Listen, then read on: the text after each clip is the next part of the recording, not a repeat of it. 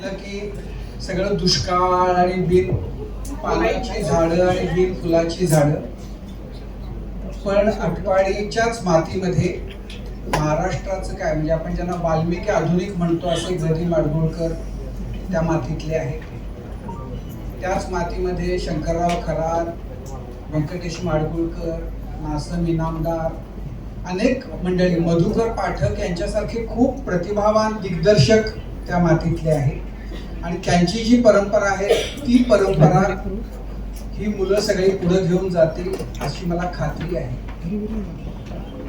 आणि समाधान आणि सुनील म्हणजे फार म्हणजे आता असं आहे की आटपाडी मधला बँड हा माझ्या लहानपणापासून आमच्या आटपाडीमध्ये अशी पद्धत होती की दिवाळीच्या दिवशी, पाडव्याच्या दिवशी बँड सगळ्या गावामधून फिरून काही गाणी ते वाजवायची पद्धत, परंपरा आहे. आता आहे का सुरू मला माहिती नाही, पण क्लॅरोनेटवर माझ्या लहानपणी म्हणजे आता या गोष्टीला 40 वर्ष झाली, पण कुहू कुहू बोले कोयली या ज्या दर्जाचं वाजतं किंवा वाजवलं जायचं तसं मी जगातल्या म्हणजे अनेक ठिकाणी अनेक वाद्यवृंद ऐकले, पण त्या तोडीचं मी ऐकलं नाही.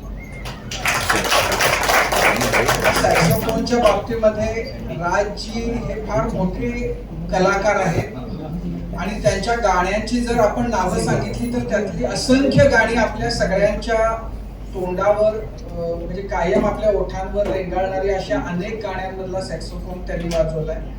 आणि त्यांना जसं ते द्रोणाचार्यांच्या बाबतीत एकलव्यानं केलं होतं, मला असं वाटतं की सुनीलचं सगळं जे शिक्षण आहे ते त्यांच्याकडे बघून आटपाडीत राहून त्यानं केलं आणि तो फार मोठा कलाकार म्हणून एस्टॅब्लिश झाले. तर अशा सगळ्यांच्या पाठीशी आता असं आहे की मुलांचा उत्साह खूप आहे आणि खूप प्रतिभा त्यांच्यामध्ये आहे. ऐकले या सगळ्याच मुलांचा तिसरा आता असं आहे की हा खरं तर द्रोणागिरी होता आणि तो उचलायसाठी, उचलून नेण्यासाठी आपल्याला हनुमानाचीच गरज होती. इव्हेंट चालू झालाय, तू ये.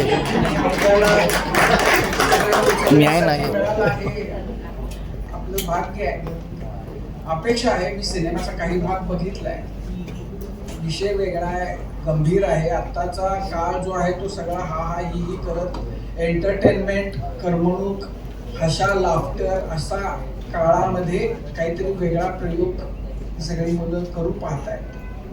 मला खात्री आहे की वेगळ्या प्रयोगांना यापूर्वी महाराष्ट्रानं खूप चांगली दाद दिलेली आहे, त्याला डोक्यावर घेतलेला आहे. याही बाबतीमध्ये तेच होईल. आणि या मुलांना माझ्याबद्दल फार वाटतं, पण खरं तर असं आहे की आयुष्यामध्ये ना निमित्त काहीतरी कोणीतरी व्हावं लागतं. जर त्याच्या बाबतीमध्ये त्यांना असं जर वाटत असेल तर मी फक्त निमित्त मात्र आहे. कोणीतरी असं लागतं त्यावेळेला तिथं बोट देण्यासाठी, तेवढं मी केलं. त्याच्या पलीकडे नाही, पण ती आहेत आटपाडीची आहेत, गावातली आहेत, गाववाला आहे मी त्यांचा, त्यामुळे जास्त त्यांना वाटतं. Thank you so much sir.